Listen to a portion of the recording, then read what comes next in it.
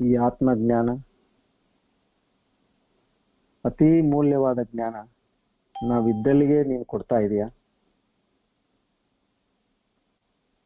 ನಿನ್ನಲ್ಲಿ ಇದೇ ಒಂದು ವಿನಂತಿ, ಸಾಷ್ಟಾಂಗ ವಿನಂತಿ. ಈ ಒಂದು ವಿದ್ಯೆ ನಮಗೆ ಸಂಪೂರ್ಣವಾಗಿ ಅರಿವಾಗಿ ಜೀರ್ಣವಾಗಿ ನಮಗೆ ಸ್ವ ಅನುಭವ ಬರುವಂತೆ ನಿನ್ನಲ್ಲಿ ಪ್ರಾರ್ಥಿಸುತ್ತೇವೆ. ನಮ್ಮ ಗುರು ಪರಂಪರಕ್ಕೆ ಸಾಷ್ಟಾಂಗ ನಮಸ್ಕಾರಗಳು.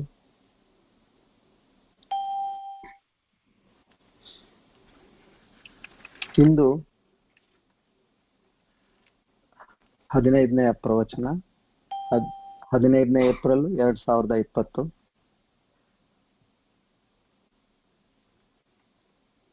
ಶರ್ವರಿ ನಾಮ ಸಂವತ್ಸರ, ವಸಂತ ಋತು, ಉತ್ತರಾಯಣ, ಚೈತ್ರ ಮಾಸ, ಕೃಷ್ಣ ಪಕ್ಷ, ಅಷ್ಟಮಿ, ಬುಧವಾರ.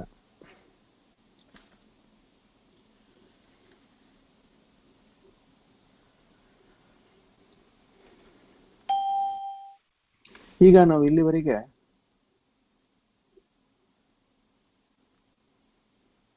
ಅನಾತ್ಮ ಅಂದ್ರೆ ಏನು ಅಂತ ನಾವು ಇಲ್ಲಿವರೆಗೆ ತಿಳ್ಕೊಂಡಿದ್ದೀವಿ. ಆತ್ಮ, ಅನಾತ್ಮ. ವಾಲ್ಯೂಮ್ ಕ್ಲಿಯರ್ ಇಲ್ಲ ಅಂತ ಹೇಳ್ತಾ ಇದ್ದಾರೆ. ಇವಾಗ ಸರಿ ಇದೆ? ಎಲ್ಲರೂ ಒಂದ್ಸರ್ತಿ ಹೇಳಿ. ವೀರೇಶಪ್ಪ ಅವರು no voice and volume not clear ಅಂತ ಇದ್ದಾರೆ. ಒಂದು ಸ್ವಲ್ಪ ಇನ್ನೊಮ್ಮೆ ನೋಡಿ. ಓಕೆ, ಯಾರಿಗೆ ಕ್ಲಿಯರ್ ಇಲ್ವೋ ಅವ್ರು ಒಂದ್ಸರ್ತಿ ಲಾಗ್ ಔಟ್ ಮಾಡಿ ಮತ್ತೆ ಲಾಗಿನ್ ಆಗಿ, ನಿಮಗೆ ಸರಿಯಾಗಿ ಕೇಳುತ್ತೆ. ಇದು ಒಂದೊಂದ್ಸರ್ತಿ ಆ ರೀತಿ ಆಗುತ್ತೆ. ಓಕೆ, ಯಾವುದು ಆತ್ಮ? ಈಗ ಪರಮಾತ್ಮ ಹೇಳ್ತಾ ಬರ್ತಾ ಇದ್ದಾನೆ 18ನೇ ಶ್ಲೋಕದಿಂದ ಆತ್ಮ ಅಂದ್ರೆ ಏನು ಅಂತ ಪರಮಾತ್ಮ ಹೇಳ್ತಾ ಇದ್ದಾನೆ. ಅನಾತ್ಮ ಯಾವುದು ಅಂತ ನಾವು ತಿಳ್ಕೊಂಡ್ವಿ. ಏನು? ಈ ಸ್ಥೂಲ ಸೂಕ್ಷ್ಮ ಕಾರಣ ಶರೀರ ಅಲ್ಲ, ಪಂಚಕೋಶಗಳಲ್ಲ, ನಮ್ಮ ಜಾಗೃತ ಸ್ವಪ್ನ ಸುಷುಪ್ತಿ ಏನಿದೆ ಇದು ಕೂಡ ಅಲ್ಲ ಅಂತ ಇದನ್ನ ನಾವು ಇಲ್ಲಿವರೆಗೆ ತಿಳ್ಕೊಂಡಿದ್ವಿ. ನಿನ್ನೆ ನಾವು ಈ ಜಾಗೃತ ಸ್ವಪ್ನ ಸುಷುಪ್ತಿ ತಿಳ್ಕೊಂಡ್ವಿ. ಅದರಲ್ಲಿ ಹೇಗೆ ಜನಕ ಮಹಾರಾಜಂಗೆ ಕನಸು ಬಂದಿರುತ್ತೋ, ಆತ ಮಹಾಪಂಡಿತ, ರಾಜ ಋಷಿ, ಜ್ಞಾನ ಸಾಕಷ್ಟಿತ್ತು. ಆ ಅನುಭವ ಅವರಿಗೆ ಇಷ್ಟು ಒಂದು ನಿಜವಾದ ಒಂದು ಘಟನೆ ನನ್ನ ಜೀವನದಲ್ಲಿ ನಾನು ಕಣ್ಣಲ್ಲ, ಕನಸಿನಲ್ಲಿ. ಈ ಅನುಭವ ಸತ್ಯವೋ ಇಲ್ಲ ನಾನಿವಾಗ ರಾಜನಾಗಿರ್ತಕ್ಕಂಥ ಅನುಭವ ಸತ್ಯವೋ ಅಂತ ಅವ್ರಿಗೆ ಅದೇ ಚಿಂತೆ. ಏ ಸಚ್ ಯಾ ಓ ಸಚ್ ಅಂದ್ರೆ ಇದು ಸತ್ಯವಾ ಇಲ್ಲ ಅದು ಸತ್ಯವಾ, ಕನಸಿನಲ್ಲಿರೋದು ಸತ್ಯನಾ ಅಂತ. ಸೊ ಈ ಒಂದು ವಿಚಾರದಲ್ಲಿ ಅವ್ರಿಗೆ ಅಷ್ಟಾವಕ್ರ ಮುನಿಗಳು ಬರ್ತಾರೆ. ಅವ್ರಿಗೆ ಗೊತ್ತಾಯ್ತು. ಅವ್ರು ಹೇಳ್ತಾರೆ, ಏ ರಾಜ, ಆ ಎರಡು ಸತ್ಯವಲ್ಲ, ಆ ಎರಡನ್ನು ನೋಡ್ತಕ್ಕಂಥ ನೀನೇ ಸತ್ಯ. ಅಂದ್ರೆ ಇವಾಗ ನೋಡಿ, ಆ 3 ಸ್ಟೇಟ್ ಅಲ್ಲಿ ಏನಾಗುತ್ತೆ, ನಮಗೆ ಜಾಗೃತ ಸ್ಥಿತಿಯಲ್ಲಂತೂ ನಮ್ಮ ಅರಿವು ನಮಗಿದೆಯಾ? ಕನಸಿನಲ್ಲಿ ಒಂದು ಬೇರೆ ಒಂದು ಜಗತ್ತು, ನಾವೇ ವ್ಯಕ್ತಿಗಳಾಗಿ ಬೇರೆ ರೀತಿ ಆಗಿರ್ತೀವಲ್ಲಿ, ಏನೇನೋ ಆಗಿರ್ತೀವಿ ನಾವು. ನಾವೇ ಸೃಷ್ಟಿ ಮಾಡಿದ್ದೀವಿ, ನಮ್ಮ ಮನಸ್ಸಿನಲ್ಲೇ ಇದೆಲ್ಲ ಸೃಷ್ಟಿ ಆಗಿದೆ. ಅದನ್ನು ಕೂಡ ಆ ನಿಮ್ಮ ಚೈತನ್ಯ ಶಕ್ತಿ ನೋಡ್ತಾ ಇದೆ. ಹಾಗೆಯೇ ಸುಷುಪ್ತಿಯಲ್ಲಿ ಗಾಢವಾದ ನಿದ್ರೆ, ಅದು ಕೂಡ ನಿಮಗೆ ಅನುಭವಕ್ಕೆ ಬರುತ್ತೆ. ಹೇಗೆ? ಎದ್ದ ನಂತರ ಬಹಳ ಒಳ್ಳೆ ನಿದ್ದೆ ಬಂತು ಅಂತ ಹೇಳ್ತಾರೆ. ಅಂದ್ರೆ ಅದರ ಅನುಭವ ಕೂಡ ಇತ್ತು. ಈ ಮೂರನ್ನು ನೋಡ್ತಕ್ಕಂಥ ಸ್ಥಿತಿ ಏನ ಸಾಕ್ಷಿ ಇದೆ, ಆ ಚೈತನ್ಯ ಶಕ್ತಿ ಇದೆ, ಆ ಪರಮಾತ್ಮನ ಶಕ್ತಿ ಇದೆ, ಅದೇ ಸತ್ಯ. ಇದು ಬದಲಾಯಿಸ್ತಾ ಇರ್ತದೆ. ಹೇಗೆ ನಿಮ್ಮ ದಿನದ ಸ್ಥಿತಿ ಬದಲಾಯಿಸ್ತಾ ಹೋಗುತ್ತೋ ಹಾಗೆಯೇ ನಿಮ್ಮ ದೇಹ ಸ್ಥಿತಿ ಕೂಡ ಬದಲಾಯಿಸುತ್ತೆ. ಸ್ಥೂಲ ಸೂಕ್ಷ್ಮ ಕಾರಣ ಈ ಶರೀರಗಳು ಕೂಡ ಬದಲಾಗ್ತಾ ಇರುತ್ತಲ್ಲ. ಏನು ಇದು ದಿನದಲ್ಲಿ 24 ಗಂಟೆಯಲ್ಲಿ 3 ಸರ್ತಿ ಇದು ಬದಲಾಗತ್ತೆ. ಜಾಗೃತ ಸ್ವಪ್ನ ಸುಷುಪ್ತಿ. ಒಂದು 80-90 ವರ್ಷ 100 ವರ್ಷಕ್ಕೂ ಈ ನಮ್ಮ ಸ್ಥೂಲ ಸೂಕ್ಷ್ಮ ಕಾರಣ ಶರೀರ ಬದಲಾಯಿಸುತ್ತೆ. ಪಂಚಕೋಶಗಳಂತೂ ಅದೇ ಆಯ್ತು. ಈ ಸ್ಥೂಲ ಸೂಕ್ಷ್ಮ ಕಾರಣ ಶರೀರನೇ ಪಂಚಕೋಶಗಳು. ಸೊ ಇದೆಲ್ಲ ಬದಲಾಯಿಸ್ತಕ್ಕಂಥದ್ದು. ಇದು ಶಾಶ್ವತ ಅಲ್ಲಪ್ಪ. ಶಾಶ್ವತ ಏನಂದ್ರೆ ಆ ಚೈತನ್ಯ ಶಕ್ತಿನೇ ಶಾಶ್ವತ ಅಂತ ಇದನ್ನ ನಾವು ತಿಳ್ಕೊಂಡಿದ್ವಿ. ಈಗ ಮುಂದುವರಿಯೋಣ.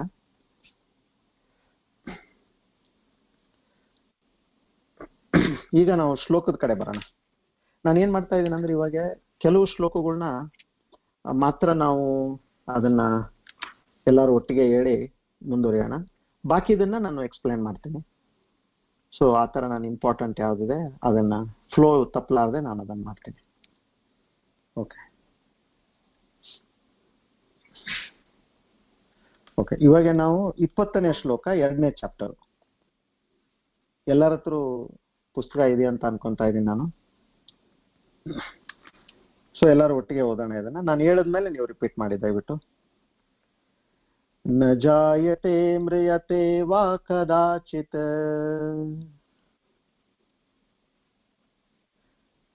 ನಾಯಂ ಭೂತ್ವಾ ಭವಿತಾ ವಾ ನ ಭೂಯಃ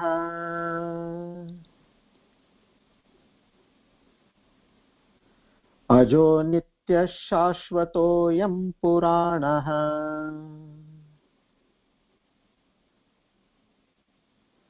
ನ ಹನ್ಯತೆ ಹನ್ಯಮಾನೆ ಶರೀರೇ.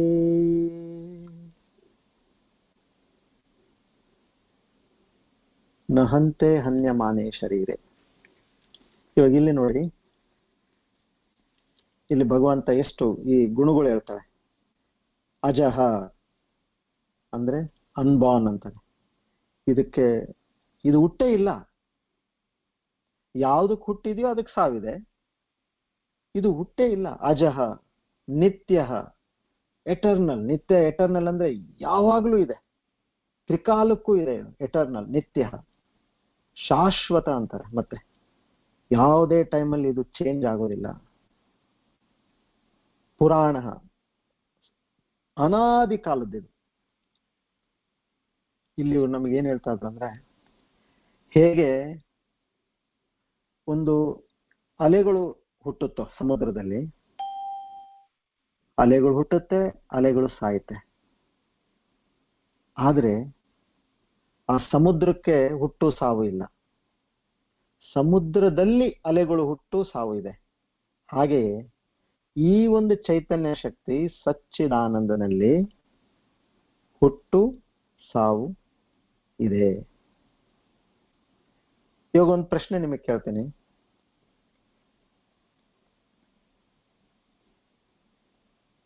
ನಮ್ಮಲ್ಲಿ ಚೈತನ್ಯ ಶಕ್ತಿ ಇದೆಯೋ, ಈ ಚೈತನ್ಯ ಶಕ್ತಿಯಲ್ಲಿ ನಾವಿದೀವ?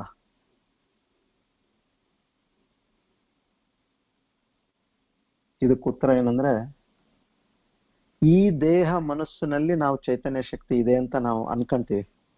ಆದ್ರೆ ಇಲ್ಲ. ಈ ಸಂಪೂರ್ಣ ಬ್ರಹ್ಮಾಂಡ ಆ ಚೈತನ್ಯ ಶಕ್ತಿ, ಆ ಒಂದು ಅಸ್ತಿತ್ವದ ಶಕ್ತಿಯಿಂದ ಮಾಡಿರ್ತಕ್ಕಂಥದ್ದು. ಅದರಲ್ಲಿ ನಾವೆಲ್ಲ ಅಲೆಗಳಿದ್ದ ಹಾಗೆ. ಅದು ನಮ್ಮಲ್ಲಿಲ್ಲ. ಇದು ಒಂದು ಬಹಳ ಒಂದು ದೊಡ್ಡ ವಿಚಾರ, ನೀವು ತಿಳ್ಕೋಬೇಕಾದ್ದು. ನಾವು ನನ್ನಲ್ಲಿದೆ ಆ ಚೈತನ್ಯ ಶಕ್ತಿ ಇಲ್ಲ. ಚೈತನ್ಯ ಶಕ್ತಿಯಲ್ಲಿ ಈ ದೇಹ ಮತ್ತು ಮನಸ್ಸಿದೆ. ಹೇಗೆ ಅಲೆಗಳು ಸಮುದ್ರದಲ್ಲಿರುತ್ತೆ, ಹೇಗೆ ಸಮುದ್ರದಲ್ಲಿ ಅಲೆಗಳಿರುತ್ತೋ ಹಾಗೆಯೇ ಈ ಚೈತನ್ಯ ಶಕ್ತಿಯಲ್ಲಿ ನಾವೆಲ್ಲ ಜೀವಿಗಳು ನಾವಿದ್ದೀವಿ. ಇದಕ್ಕೆ ಹುಟ್ಟು ಇಲ್ಲ ಅಂದಮೇಲೆ ಸಾವು ಇಲ್ಲ. ಇದಕ್ಕೆ ಒಂದು ಆರಂಭ ಇಲ್ಲ ಅಂದಮೇಲೆ ಇದಕ್ಕೂ ಕೊನೆನೂ ಇಲ್ಲ.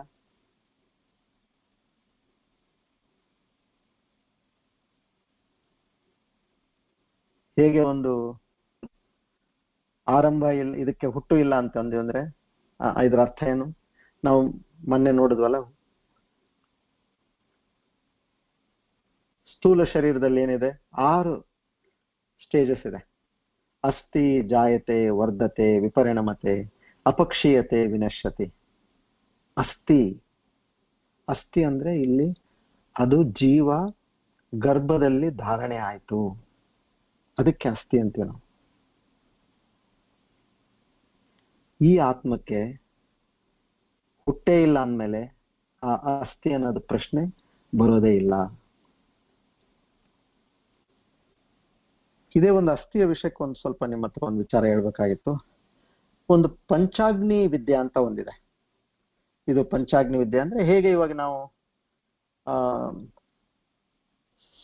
ಸಾವು ಆದ್ಮೇಲೆ ಸೂಕ್ಷ್ಮ ಶರೀರ ಮತ್ತು ಕಾರಣ ಶರೀರ ಹೇಗೆ ಈ ದೇಹವನ್ನು ಬಿಟ್ಟು ಹೋಗುತ್ತೋ, ಸೊ ಆ ಹೋದ ಜೀವ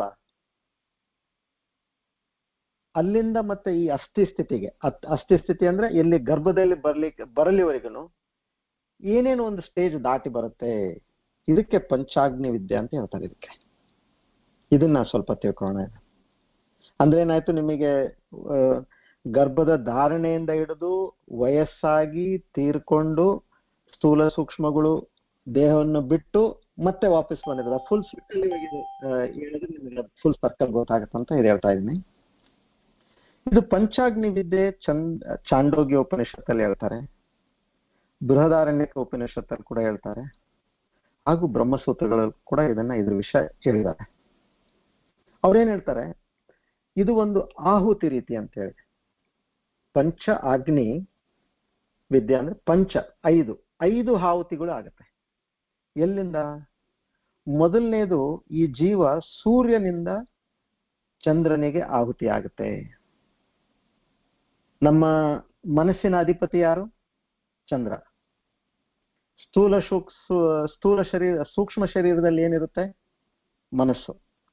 ಸೊ ಆ ಮನಸ್ಸು ತನ್ನ ಸ್ವಸ್ಥಾನ ಚಂದ್ರ, ಅಲ್ಲಿ ಮೊದಲನೇ ಆಹುತಿಯಾಗಿ ಅಲ್ಲಿ ಸೇರುತ್ತೆ.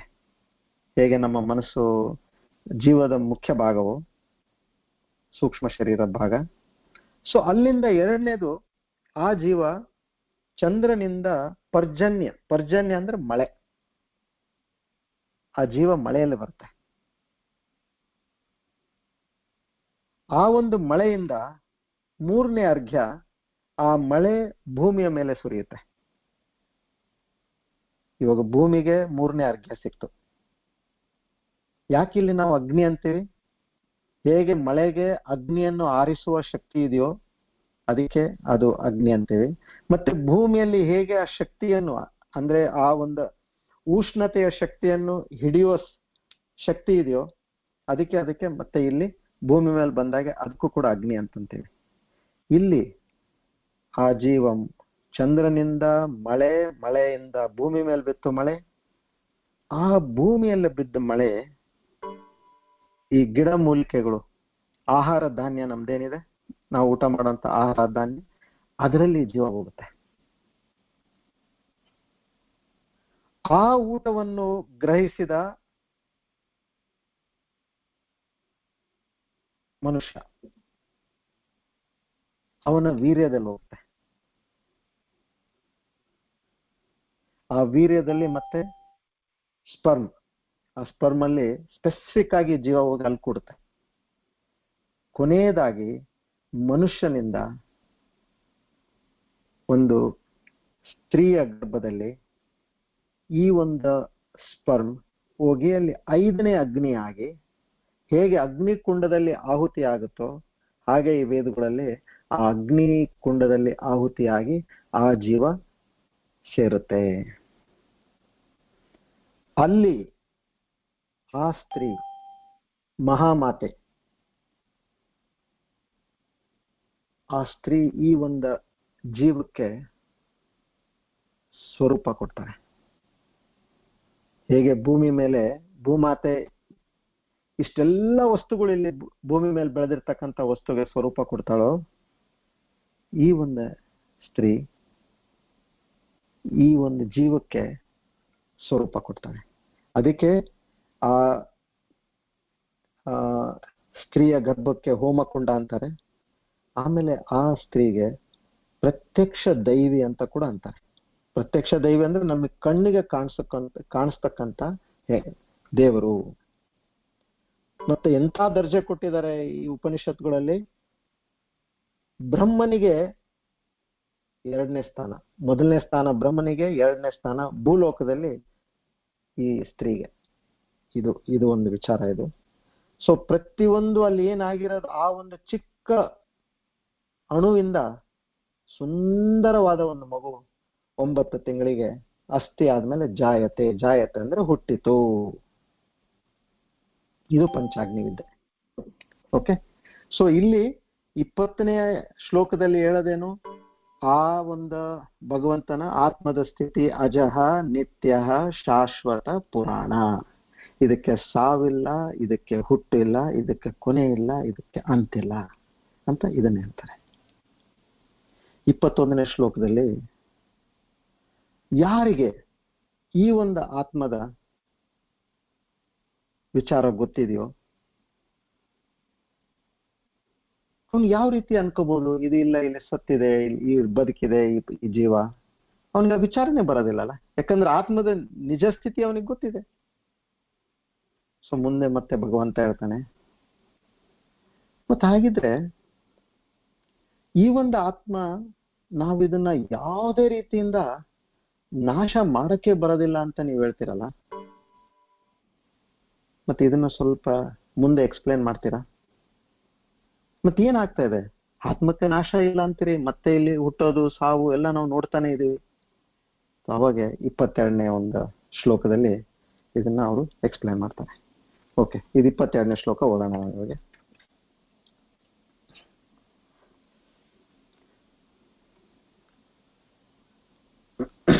ಎಲ್ಲರೂ ರಿಪೀಟ್ ಮಾಡಿ. ವಾಶಾಂಸಿ ಜೀರ್ಣಾನಿ ಯಥಾ ವಿಹಾಯ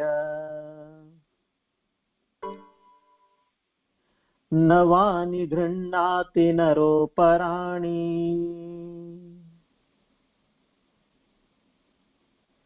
ತಥಾ ಶರೀರಾಣಿ ವಿಹಾಯ ಜೀರ್ಣಾನಿ ಅನ್ಯಾನಿ ಸಂಯಾತಿ ನವಾನಿ ದೇಹಿ.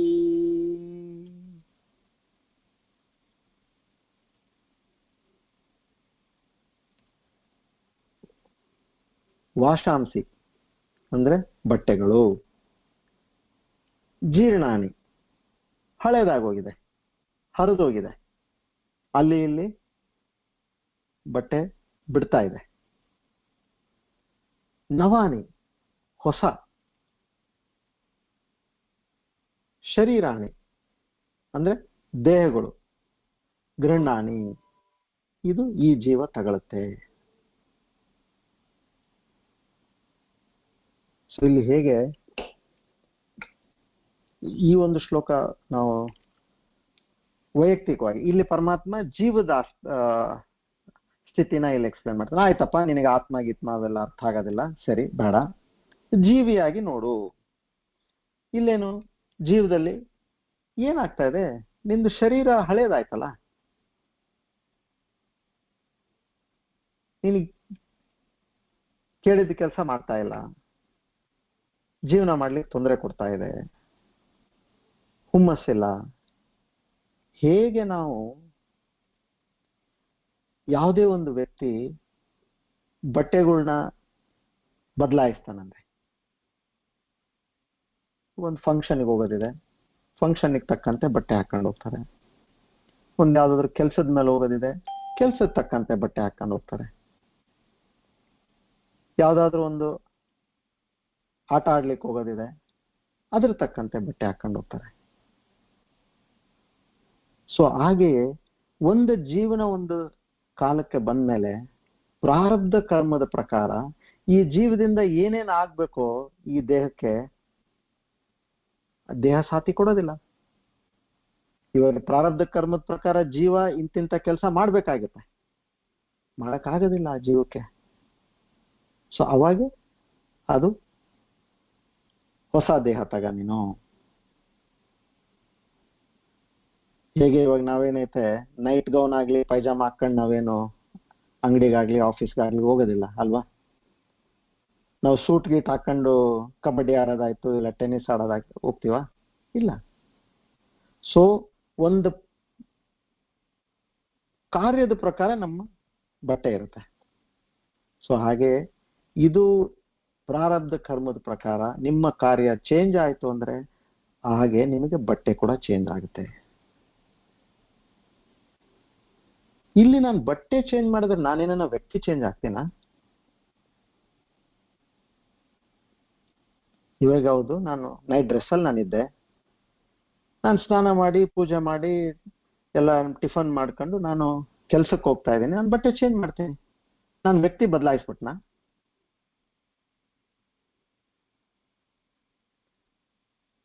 ಮತ್ತೆ ನನಗೆ ಬಟ್ಟೆ ಹಳೇದಾಗಿದೆ, ಹರಿದೋಗಿದೆ, ಅಲ್ಲಿ ಇಲ್ಲಿ ನನಗೆ ಸರಿಗೆ ಅನಿಸ್ತಾ ಇಲ್ಲ, ನಾನು ಹೊಸ ಬಟ್ಟೆ ಹಾಕೊಂಡಿದ್ದೀನಿ, ಅದರಲ್ಲಿ ಏನಿದೆ ತಪ್ಪು?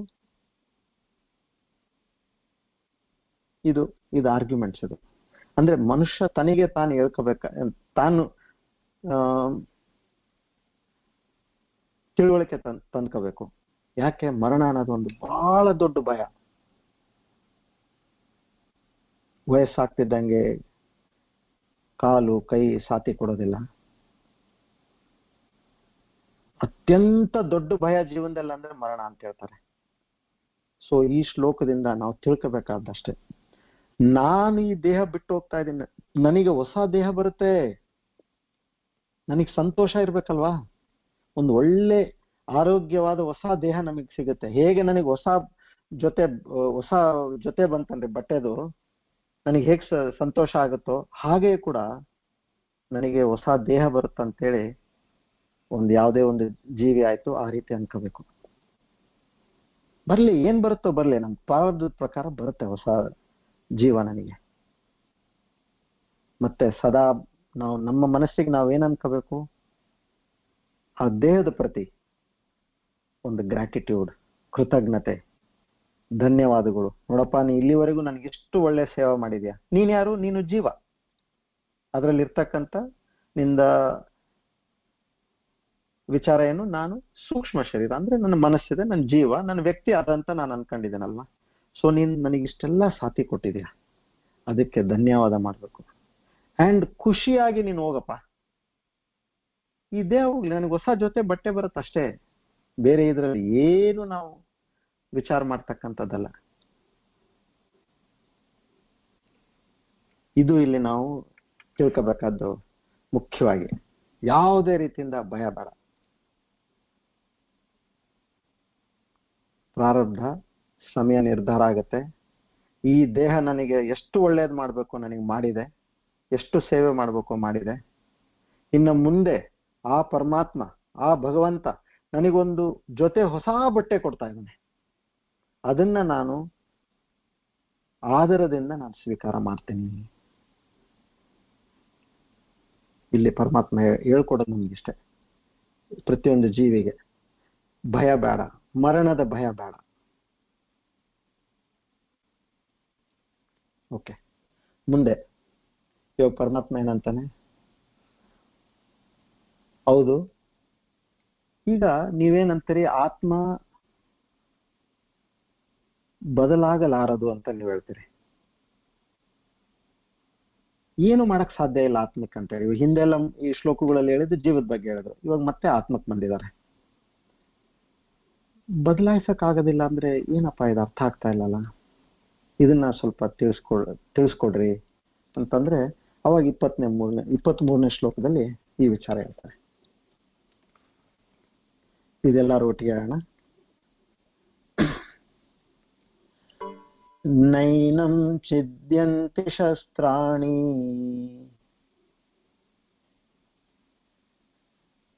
ನೈನಂ ದಹತಿ ಪಾವಕಃ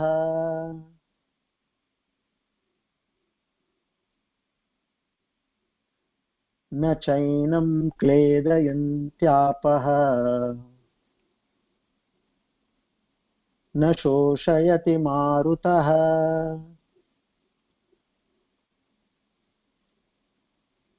ನೈನಂ ಛಿಂದಂತಿ ಶಸ್ತ್ರಾಣಿ ನೈನಂ ದಹತಿ ಪಾವಕಃ ನ ಚೈನಂ ಕ್ಲೇದಯಂತ್ಯಾಪಃ ನ ಶೋಷಯತಿ ಮಾರುತಃ.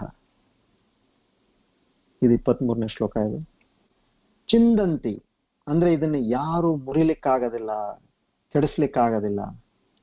ಶಸ್ತ್ರಾಣಿ ಅಂದ್ರೆ ಯಾವುದು? ಆಯುಧಗಳು. ದಹತಿ ಸುಡುವುದು, ಪಾವಕ ಬೆಂಕಿ, ಕ್ಲೇದಯಂತಿ ಅಂದ್ರೆ ಇದನ್ನ ತೊಯ್ಸೋಕ್ಕಾಗೋದಿಲ್ಲ, ಆಪಹ ನೀರು, ಮಾರುತಃ ಗಾಳಿ ಶೋಷಯತಿ, ಒಣಗ್ಸಕ್ಕಾಗೋದಿಲ್ಲ. ಅಂದ್ರೆ ಇಲ್ಲಿ ಹೇಳೋದೇನಂದ್ರೆ ಯಾವುದೇ ನಮ್ಮ ಪಂಚಭೂತಗಳಾಯ್ತು ಇದಕ್ಕೆ ಏನು ಮಾಡಕ್ ಸಾಧ್ಯ ಇಲ್ಲ ಅಂತ ಹೇಳ್ತಾರೆ. ಅಂದ್ರೆ ಹೇಗೆ ಯಾವುದೇ ಒಂದು ಅಸ್ತ್ರದಿಂದ ಇದನ್ನ ಕಡಿಯೋಕ್ಕಾಗೋದಿಲ್ಲ, ಯಾವುದೇ ಬೆಂಕಿಯಿಂದ ಇದನ್ನ ಸುಡೋಕ್ಕಾಗೋದಿಲ್ಲ, ಯಾವುದೇ ಒಂದು ನೀರಿಂದ ಇದನ್ನ ನಾವು ಒದ್ದೆ ಮಾಡಕ್ಕಾಗೋದಿಲ್ಲ, ಆಮೇಲೆ ಯಾವುದೇ ಒಂದು ಗಾಳಿಯಿಂದ ಇದನ್ನ ನಾವು ಒಣಗ್ಸಕ್ಕಾಗೋದಿಲ್ಲ. ಯಾವುದು ಆತ್ಮದ ಬಗ್ಗೆ ಹೇಳ್ತಾ ಇದ್ರು. ಇಲ್ಲಿ ಇದರಲ್ಲಿ ಬಹಳ ಗಾಢವಾದ ಅರ್ಥ ಇದೆ.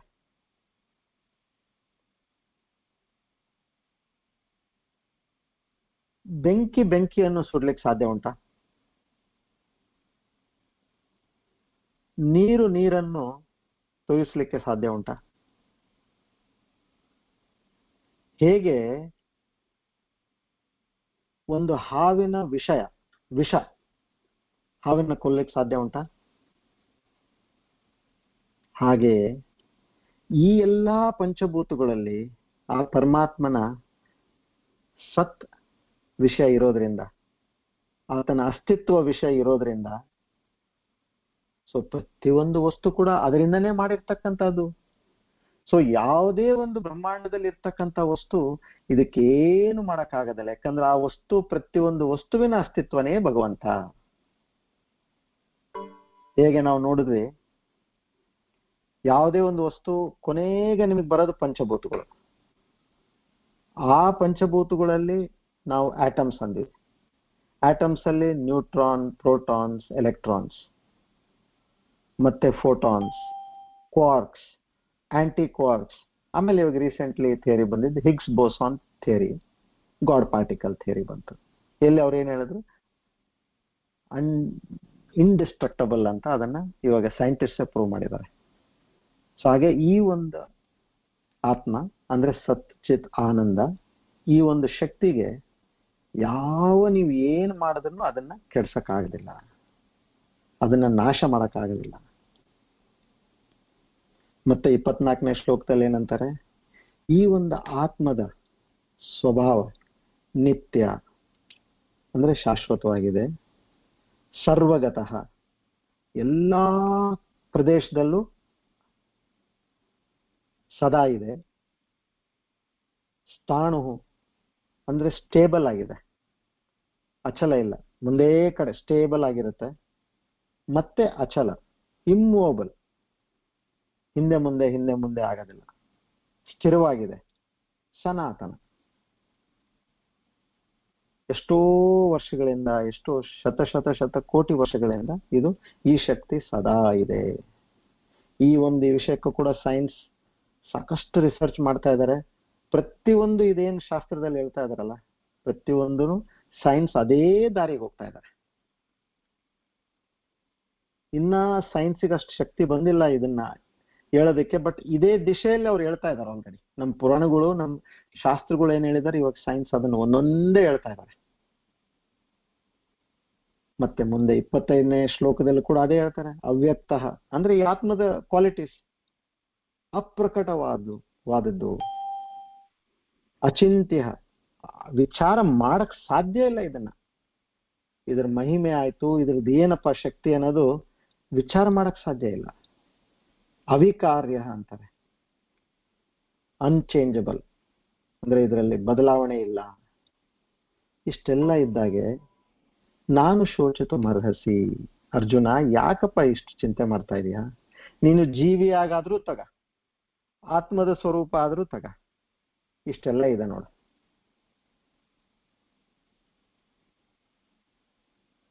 ಓಕೆ, ಮತ್ತೆ ವಾಪಸ್ ಜೀವ ಆಗಿ ಅವರು ವಿಚಾರ ಮಾಡ್ತಾರೆ.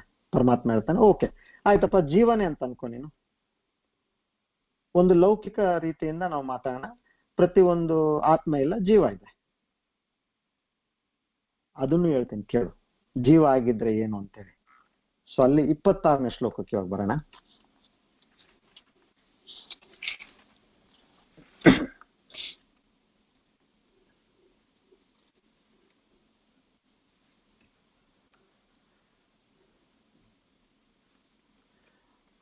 ಅಥ ಚೈನಂ ನಿತ್ಯಜಾತಂ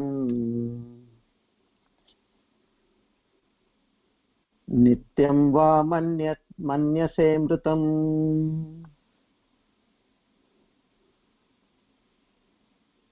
ತಥಾಪಿ ತ್ವಂ ಮಹಾಬಾಹೋ ನೈವಂ ಶೋಚಿತುಮರ್ಹಸಿ.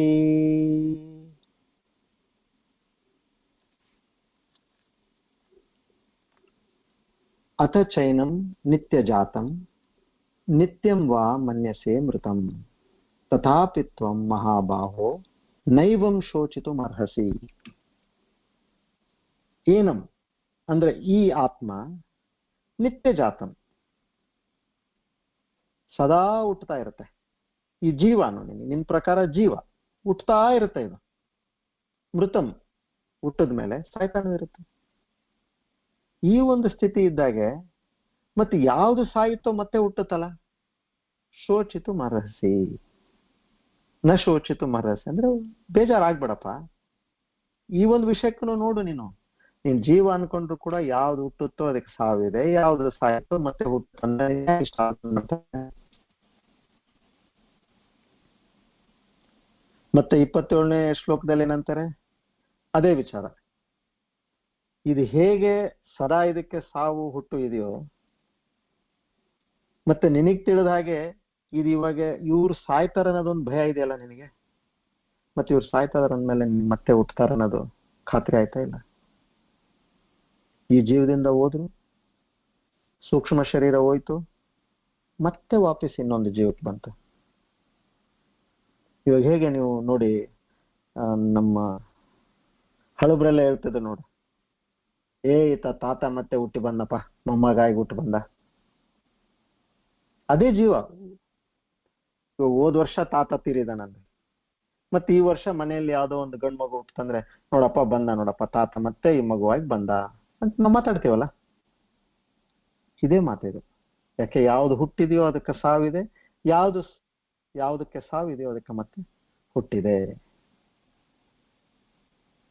28ನೇ ಶ್ಲೋಕದಲ್ಲಿ ಮತ್ತೆ ಹೇಳ್ತಾರೆ, ಈ ಜೀವಿ ಮೊದಲು ಅವ್ಯಕ್ತ ಸ್ಥಿತಿಯಲ್ಲಿತ್ತು, ಮಧ್ಯದಲ್ಲಿ ಒಂದು ಜೀವಿಯಾಗಿ ವ್ಯಕ್ತ ಆಯಿತು, ಮತ್ತೆ ಸ್ವಲ್ಪ ಸಮಯದ ನಂತರ ಅವ್ಯಕ್ತ ಸ್ಥಿತಿಗೆ ಹೋಗುತ್ತೆ.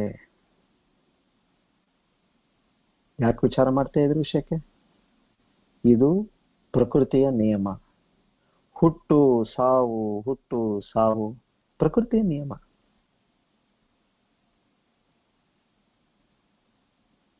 ಇವಾಗ ಮಕ್ಕಳನ್ನ ನಾವು ಥಿಯೇಟ್ರಿಗೆ ಕರ್ಕೊಂಡು ಹೋಗ್ತೀವಿ, ಒಂದು ಪಿಕ್ಚರ್ಗೆ.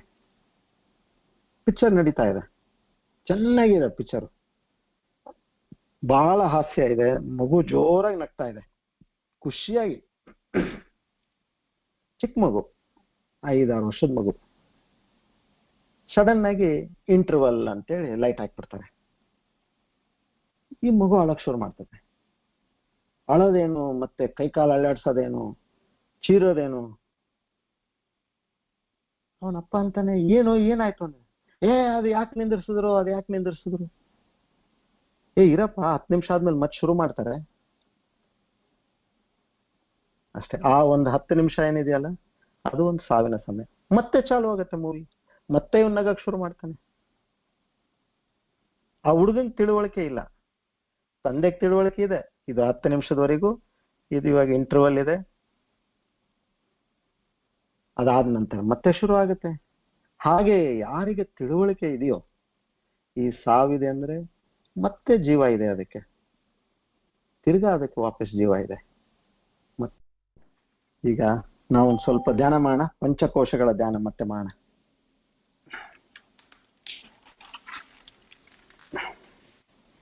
ನಮ್ಮ ಅನಾತ್ಮ ಸ್ಥಿತಿ ನಮಗೆ ಗೊತ್ತಾಗ್ಬೇಕು, ಅದನ್ನ ಸರಿಯಾಗಿ ನಮ್ಮಲ್ಲಿ ಅದು ವ್ಯಕ್ತ ಆಗ್ಬೇಕು. ಅದನ್ನ ಮತ್ತೆ ನಾವು ಇವಾಗ ಒಂದು ಸ್ವಲ್ಪ ಅಭ್ಯಾಸ ಮಾಡೋಣ.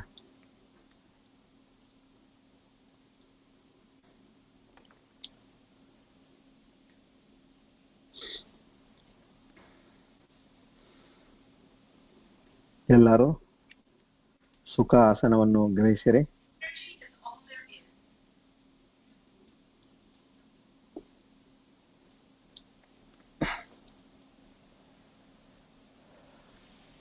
Complete body relax.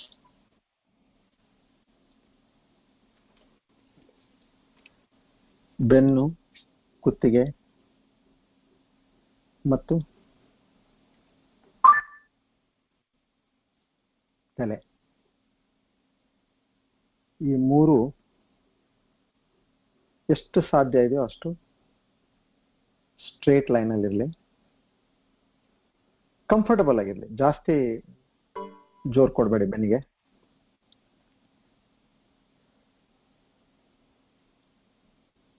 ಕಣ್ಣು ಬಹಳ ಹಗುರಾಗಿ ಮುಚ್ಚಿರ್ಲಿ. ಹಣೆ ಮತ್ತು ಮುಖ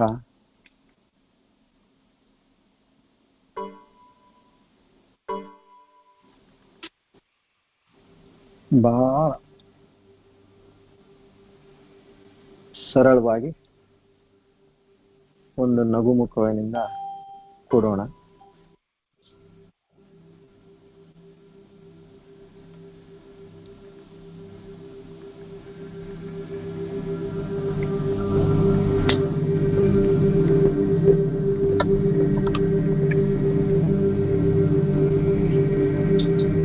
ಪಾದಗಳು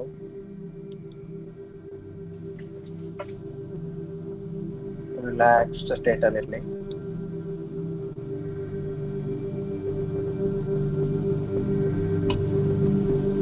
ಆ ಒಂದು ಎನರ್ಜಿ ನಿಮ್ಮ ಈಗ ಮೊಣಕಾಲಲ್ಲಿದೆ. ಸ್ಲೋಲಿ ಆ ಎನರ್ಜಿ ನಿಮ್ಮ ಸೊಂಟಕ್ಕೆ ಬರ್ತಾ ಇದೆ.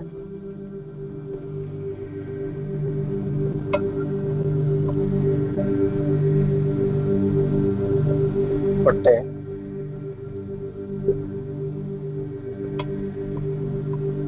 ಎದೆ,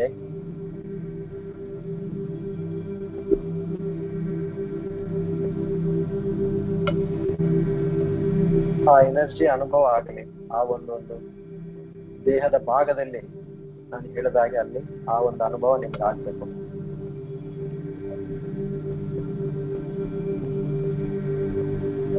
ಎರಡೂ ಕೈಗಳು ಮತ್ತು ಭುಜಗಳು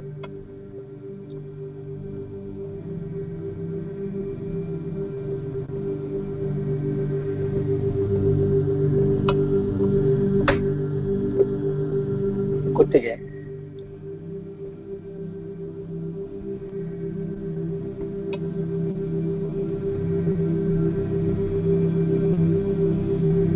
ನಿಮ್ಮ ಸಂಪೂರ್ಣ ಮುಖ, ಮುಖ್ಯವಾಗಿ ಹಣೆ, ಕಂಪ್ಲೀಟ್ಲಿ ಹಣೆಯನ್ನು ರಿಲ್ಯಾಕ್ಸ್ ಮಾಡಿ.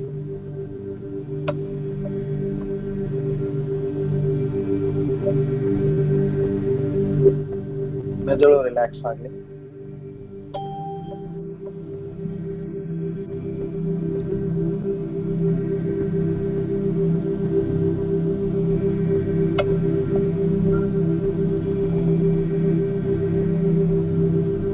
ಈಗ ನಿಮ್ಮ ಗಮನ ಉಸಿರಿನ ಕಡೆ ಬರಲಿ.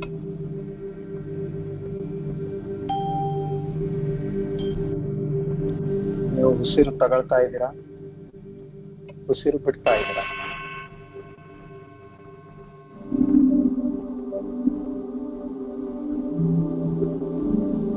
ಈಗ 3 ಸಾರಿ ಡೀಪ್ ಬ್ರೀದಿಂಗ್ ಮಾಡೋಣ. ಬ್ರೀದ್ ಇನ್, breathe out.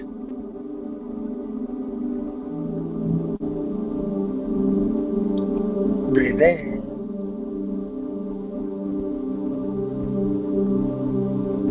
breathe out.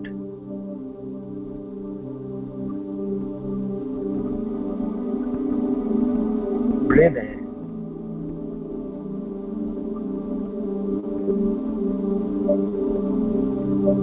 Breathe out.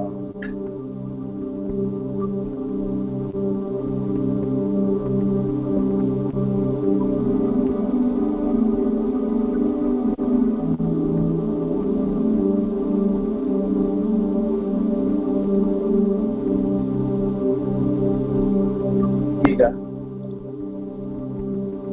ಸ್ವಲ್ಪ ನಿಮ್ಮ ಮುಷ್ಟಿಯನ್ನು ಒತ್ತಿ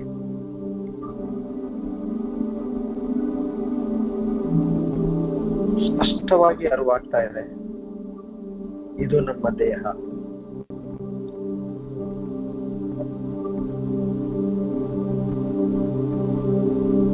ದೇಹ ಇನ್ನೊಂದು ಕಡೆ ಸಾಕ್ಷಿ. ಸಾಕ್ಷಿ ದೇಹವನ್ನು ನೋಡ್ತಾ ಇದೆ. ಸದಾ ಬದಲಾಯಿಸ್ತಕ್ಕಂಥ ಈ ದೇಹವನ್ನು ಸಾಕ್ಷಿ ನೋಡ್ತಾ ಇದೆ. ಅಂದರೆ ಈ ದೇಹ ಒಂದು ವಸ್ತು, ನಾನಲ್ಲ.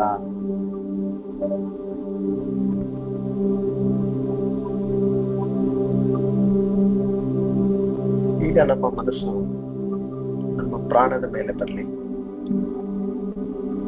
ಉಸಿರು ಒಳಗೆ ಹೋಗ್ತಾ ಇದೆ, ಹೊರಗೆ ಬರ್ತಾ ಇದೆ.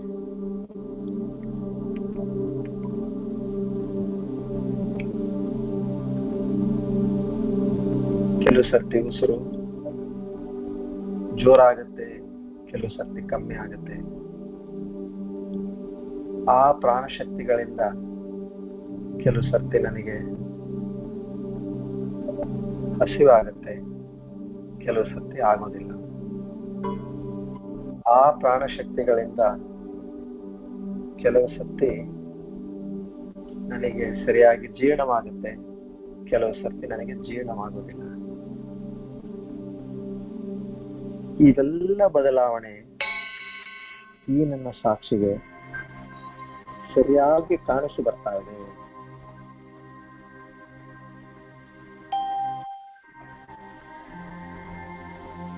ಮತ್ತೆ ಸದಾ ಬದಲಾಯಿಸ್ತಕ್ಕಂಥ ಈ ಒಂದು ಪ್ರಾಣಶಕ್ತಿ ಕೂಡ ನಾನಲ್ಲ.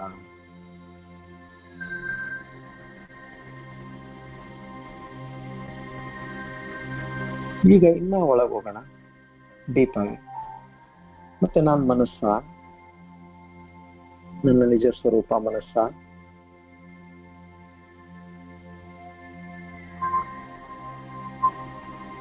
ಸ್ವಲ್ಪ ಮುಂಚೆ ನನ್ನ ಮನಸ್ಸಿನಲ್ಲಿ ಸಾಕಷ್ಟು ವಿಚಾರಗಳು ಬರ್ತಾ ಇತ್ತು, ಹೋಗ್ತಾ ಇತ್ತು. ಈಗ ನನ್ನ ಮನಸ್ಸು ಅತಿ ಶಾಂತ ರೀತಿಯಲ್ಲಿದೆ.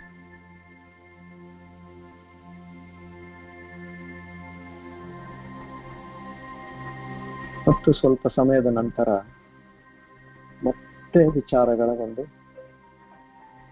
ಢೇರ.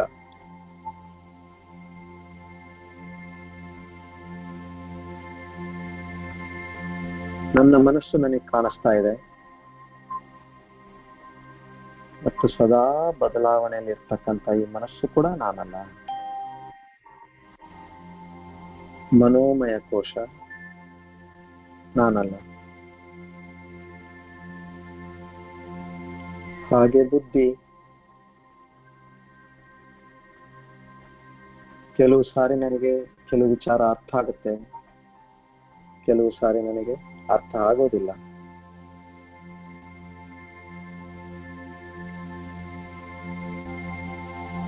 ಕೆಲವು ಸಾರಿ ನಾನು ಸರಿಯಾದ ಒಂದು ನಿರ್ಣಯ ತಗೊಂಡಿದ್ದೀನಿ ಅಂತ ಅನ್ಸುತ್ತೆ, ಕೆಲವು ಸಾರಿ ನಾನು ಇಂಥ ನಿರ್ಣಯ ಯಾಕೆ ತಗೊಂಡೆ ಅಂತ ಅನ್ಸುತ್ತೆ. ಇದು ಕೂಡ ನನ್ನ ಅನುಭವಕ್ಕೆ ಬರ್ತಕ್ಕಂಥ ಒಂದು ಕೋಶ. ಮತ್ತೆ ಸದಾ ಬದಲಾಗ್ತಾ ಇರುತ್ತೆ ಈ ಕೋಶ. ಸೊ ಈ ಜ್ಞಾನಮಯ ಕೋಶವು ನಾನಲ್ಲ.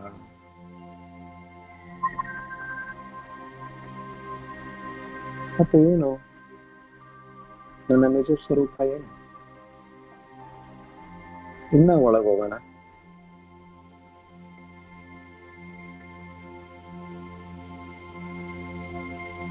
ಈಗ ನನ್ನ ಸ್ಥಿತಿ ಯಾವುದೇ ವಿಚಾರವಿಲ್ಲದ ಒಂದು ಸ್ಥಿತಿ.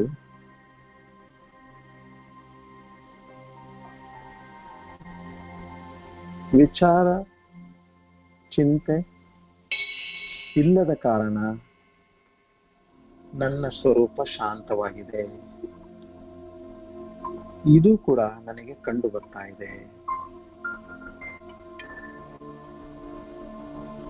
ಈ ಶಾಂತತೆ ಸದಾ ಇರೋದಿಲ್ಲ. ಅಂದರೆ ಇದೂ ಕೂಡ ಬದಲಾಯಿಸ್ತಾ ಇದೆ, ಮತ್ತೆ ನನ್ನ ಕಣ್ಣಿಗೆ ಕಂಡು ಬರ್ತಾ ಇದೆ. ಅಂದರೆ ಇದು ವಸ್ತು ಆಯ್ತು, ಆನಂದಮಯ ಕೋಶ.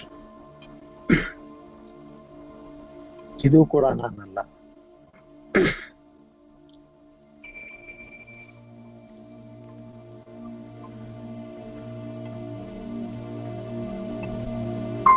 ಹಾಗಾದರೆ ನನ್ನ ನಿಜ ಸ್ವರೂಪವೇನು?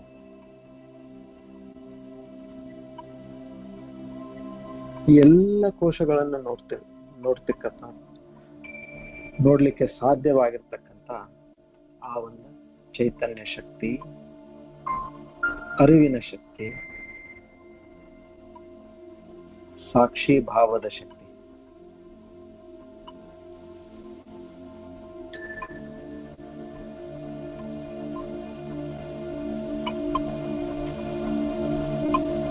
ಅದು ವಸ್ತುವಲ್ಲ,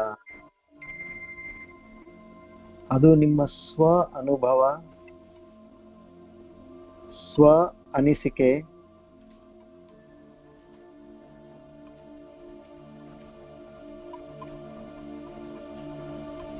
ಇದನ್ನು ನಾವು ಮನಸ್ಸಿನಿಂದ ಗ್ರಹಣ ಮಾಡಲಿಕ್ಕೆ ಸಾಧ್ಯ ಇಲ್ಲ. ಇದನ್ನು ನಾವು ವಿಚಾರದಿಂದ ಗ್ರಹಣ ಮಾಡಲಿಕ್ಕೆ ಸಾಧ್ಯ ಇಲ್ಲ.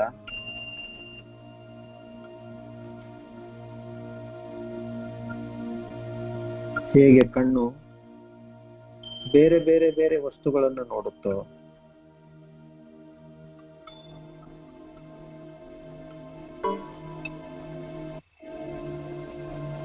ಕಾಣಿಸುವ ವಸ್ತುಗಳೇ ಒಂದು ಸಾಕ್ಷಿ, ಒಂದು ಆಧಾರ ನನಗೆ ಕಣ್ಣಿದೆ ಅಂತ. ಕಣ್ಣನ್ನು ನೋಡ್ಲಿಕ್ಕೆ ನಾನು ಮತ್ತೆ ಬೇರೆ ಕಣ್ಣು ತರದು ಬೇಕಾಗಿಲ್ಲ. ಆ ನೋಟವೇ ಒಂದು ಸಾಕ್ಷಿ, ನನಗೆ ಕಣ್ಣಿದೆ ಅಂತ. ಹಾಗೆಯೇ ಜೀವನದ ಪ್ರತಿಯೊಂದು ಅನುಭವ ಅದೇ ಸಾಕ್ಷಿ, ನಮ್ಮಲ್ಲಿ ಈ ಚೈತನ್ಯ ಶಕ್ತಿ ಇದೆ ಅಂತ. ಯಾವ ಗಳಿಗೆಗೆ ಈ ಚೈತನ್ಯ ಶಕ್ತಿ ಇರುವುದಿಲ್ಲೋ ಅದೇ ಗಳಿಗೆಗೆ ಜೀವನದ ಪ್ರತಿಯೊಂದು ಅನುಭವ ಅಂತವಾಗುತ್ತದೆ.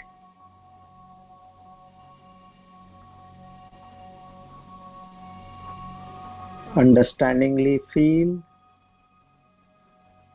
and feelingly understand.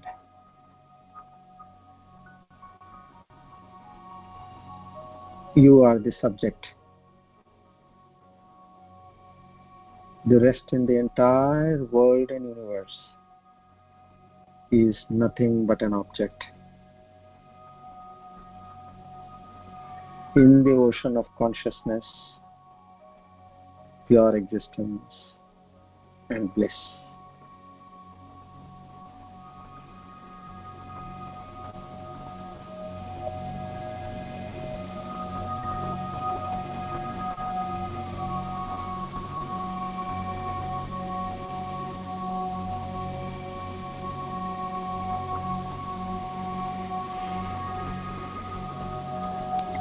ನಮ್ಮ ಉಸಿರಿನ ಕಡೆ ಗಮನ ಬರಲಿ.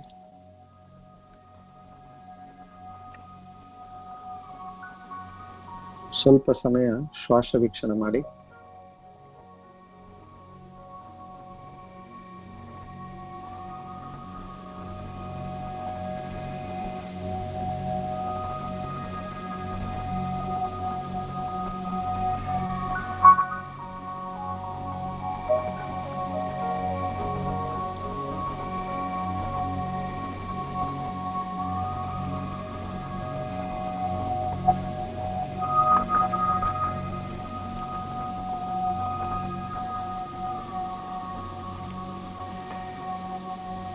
ಆ ಚೈತನ್ಯ ಶಕ್ತಿ ತಮ್ಮ ದೇಹದಲ್ಲಿರುವಂತಹ ಒಂದು ಅನುಭವ ಮಾಡಿಕೊಳ್ಳಿ.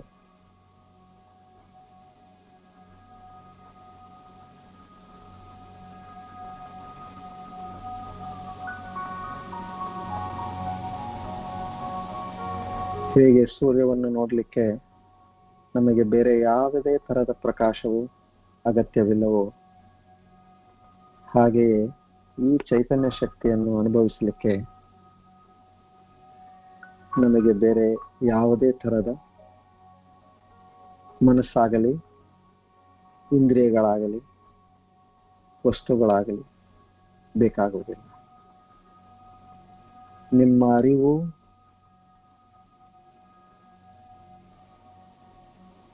ನಿಮ್ಮ ಅಂತರ್ಮುಖ ಜಾಗರೂಕತೆ ಅದೇ ಆ ಚೈತನ್ಯ ಶಕ್ತಿ.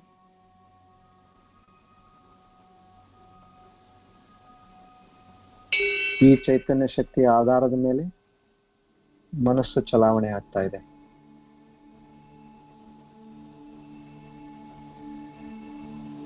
ನಿಮಗೆ ಮನಸ್ಸಿನ ಉಪಯೋಗ ಇಲ್ಲ ಇಲ್ಲಿ. ಯಾವ ಗಳಿಗೆಗೆ ನೀವು ಚೈತನ್ಯ ಶಕ್ತಿಯಲ್ಲಿ ತಲ್ಲೀನರಾಗ್ತಿರೋ ಆ ಗಳಿಗೆಯಲ್ಲಿ ಸಂಪೂರ್ಣ ಮನೋನಾಶ ಆಗುತ್ತೆ. ಆ ಮನೋನಾಶ ಸ್ಥಿತಿಯೇ ಜೀವನ್ಮುಕ್ತಿ.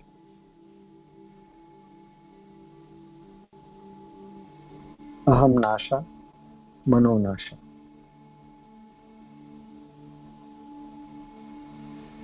ಈಗ ಕೈಯನ್ನು ಉಜ್ಜಿ ನಿಮ್ಮ ಕೈಗಳನ್ನು ಕಣ್ಣಿನ ಮೇಲೆ ಸ್ವಲ್ಪ ಹೊತ್ತು ಇಟ್ಕೊಂಡು ನಿಧಾನಕ್ಕೆ ಕಣ್ತೆಗಿರಿ.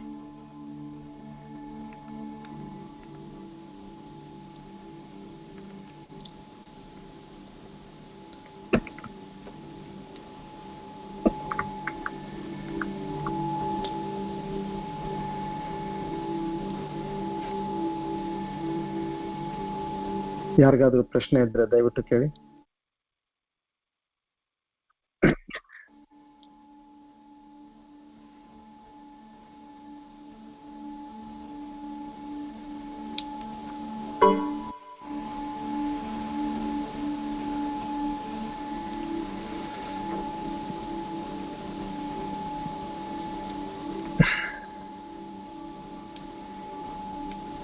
ಹಲೋ, ಮುಗಿತಲ್ಲ? ಹೇಳ್ರಿ ಮಾಮ.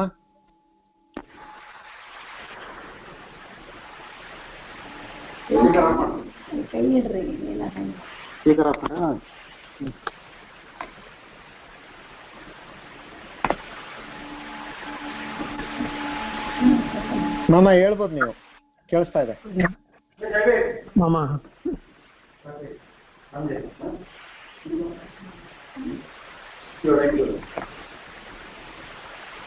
ಕೈ ಇಟ್ಕೊಂಡ್ರೆ ಅದೇ ಅಕ್ಷರ ಬಟನ್ ಹೋಗ್ತದೆ.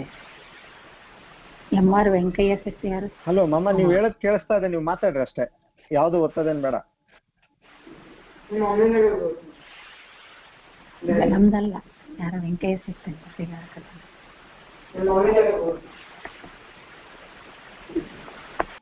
ಓಕೆ, ಬೇರೆ ಯಾವ್ದಾದ್ರು ಇದೆಯಾ ಕ್ವಶನ್?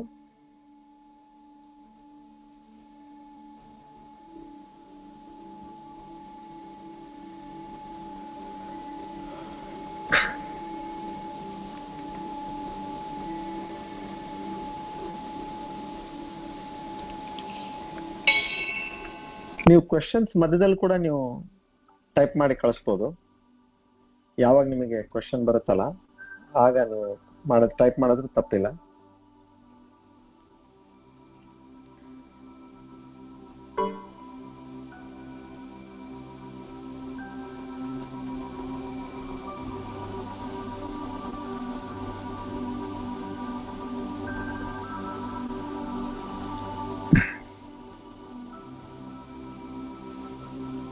ಓಕೆ, ಸೊ ಇಲ್ಲಿಗೆ ಪಾಠ ಮುಗಿಸೋಣ.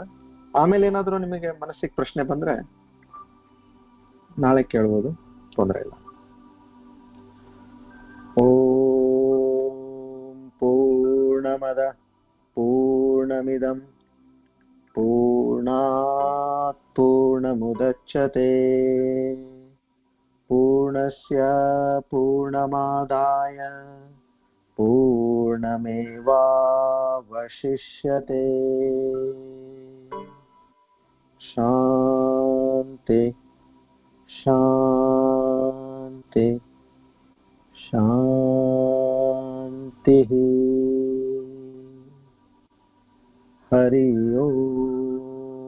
ತತ್ಸತ್.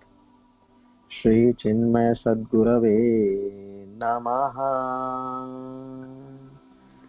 ಶ್ರೀ ಕೃಷ್ಣಾರ್ಪಣಮಸ್ತು.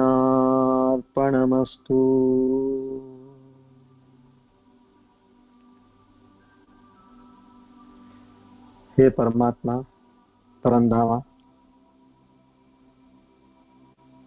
ಈ ಅಮೃತ ನಮಗೆ ಕೈವರೆಗೂ ತಂದು ಕೊಟ್ಟಿದೆಯಾ? ಇದನ್ನು ನಮ್ಮ ಬಾಯಿವರೆಗೂ ಹೋಗುವಂತ ಕೆಲಸ, ಚಮತ್ಕಾರ ನೀನೇ ಮಾಡ್ಬೇಕಪ್ಪ. ನಮ್ಮ ಕೈಲಾಗ್ಲಾರ್ದಿದು. ನಿನ್ನಲ್ಲಿ ಅನಂತ ಅನಂತ ಕೋಟಿ ವಂದನೆಗಳು ಹಾಗೂ ಬೇಡಿಕೆ. ಎಲ್ಲ ಗುರು ಪರಂಪರಕ್ಕೆ ನಮ್ಮ ಸಾಷ್ಟಾಂಗ ನಮಸ್ಕಾರಗಳು.